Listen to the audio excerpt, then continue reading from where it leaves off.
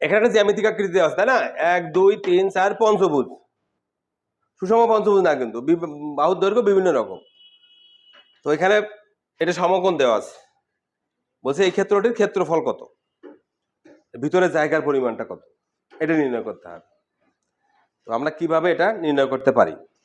আমরা মেইনলি আয়তের ক্ষেত্রফল জানি, ত্রিভুজের ক্ষেত্রফল জানি, বর্গের ক্ষেত্রফল জানি, রম্বসের ক্ষেত্রফল জানি, সামান্তরিকের ক্ষেত্রফল জানি, বাট এই যে অসম আকৃতি যে বিষয়গুলো আসছে, এইগুলোর ক্ষেত্রফল নির্ণয় করতে গেলে আমাকে ওইগুলোর আশ্রয় নিতে হয়, ওইগুলোতে কনভার্ট করে আস্তে আস্তে নির্ণয় করতে হয়। সেক্ষেত্রে আমি একটা কাজ করতে পারি কিনা দেখো, আমি এই যে বিসি এর সমান্তরাল করে যদি এটাকে বাড়াই দিই,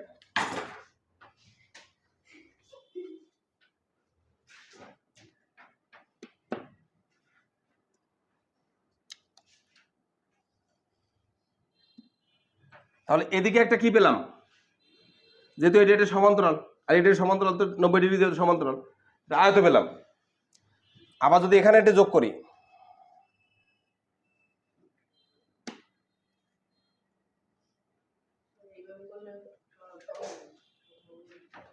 এটা, তাহলে এখানে আমি আরেকটা ত্রিভুজ পেলাম, উপরে একটা ত্রিভুজ পেলাম। এখন এই ত্রিভুজের বা চতুর্ভুজের ক্ষেত্রফলের সূত্র দিয়ে এটা তৈরি করতে করতে হবে, মানে নির্ণয় করতে পারবো। আচ্ছা বলো তো, এখানে এটা দেওয়া আছে কত, 4, তাহলে এখান থেকে এটুকু কত হবে, এটা যেহেতু টোটালটা এখান থেকে 10, তাহলে এখানে 4, আমার আঁকাটা ঠিক হয়নি তাই না, এটা কত হবে 6, আনুপাতিক হারে মনে করো এইভাবে, নিয়ম অনুযায়ী যেটা আসছে। এখান দিয়ে এটুকু হচ্ছে 4, এটা হচ্ছে 8, তাহলে আমার এটার ক্ষেত্রফল কত হবে, মনে করি এটা এ, এটা বি, এটা সি,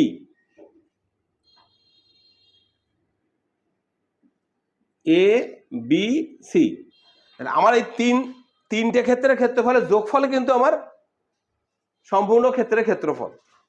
তাহলে এর ক্ষেত্রফল কি হবে, ভূমি গুণ উচ্চতা বা দৈর্ঘ্য গুণ প্রস্থ, 8 × 4, স্যার এটা 32, এটা কত হবে এ। তো আমি এর অংশের ক্ষেত্রফলটা পেয়েছি কত, 32। আচ্ছা বি অংশ যখন আসছি, এখানে কিন্তু এটা সমকোণ কিন্তু, তাহলে এর ভূমি কত, ভূমি 8, উচ্চতা কত 6, তাহলে বি অংশের ক্ষেত্রফল হবে কি, হাফ ইন্টু ভূমি ইন্টু উচ্চতা, 8 × 6 বা 6 ইন্টু যাই দাও সমস্যা নেই,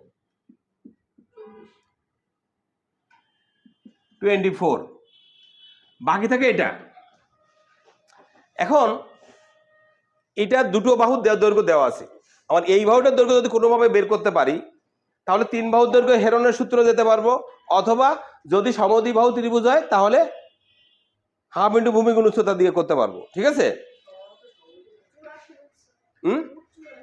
আচ্ছা মনে করো এটা x ধরো, তাহলে এটা তো পিথাগোরাসের সূত্র দিয়ে কি হবে, x² = 8² + 6² =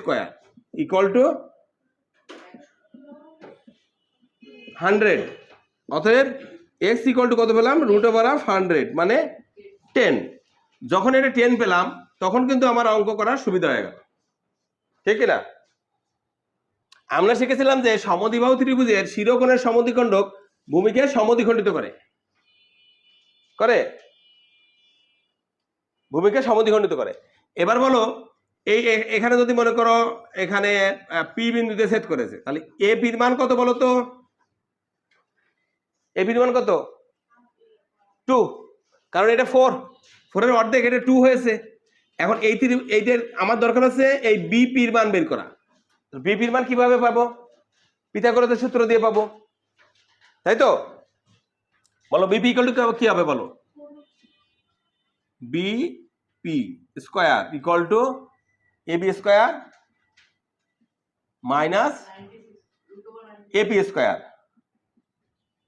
এবি মানে কত 10, 10 এর স্কয়ার মাইনাস এবি মানে কত ছিল 2,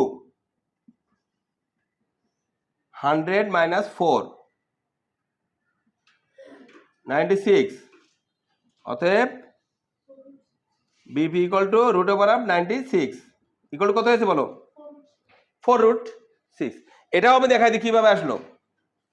আচ্ছা 96 কে যদি ভাঙাও 2 দিয়ে 4 দুগুণে 8 আর 8 দুগুণে 16 2 দুগুণে 4 আর 4 দুগুণে 8।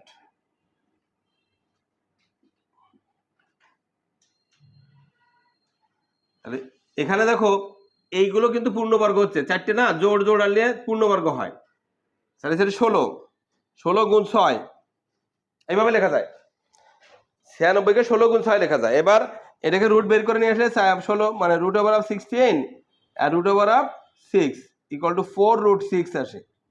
4√6 কোনটা বলো, কোনটা? বিপি 4√6। এবার ক্ষেত্রফল বের করো এ বি ই, তার মানে সি ইকুয়াল টু কত পাবো? হাফ ইন্টু ভূমি কত 4, উচ্চতা 4√6 ইকুয়াল টু 8√6। তাহলে আমার টোটাল ক্ষেত্রফল কি? এ প্লাস বি প্লাস সি, এ প্লাস বি প্লাস সি। হ্যাঁ, এর মান কত পেয়েছিলাম? 32, বির মান 24, সির মান 8√6।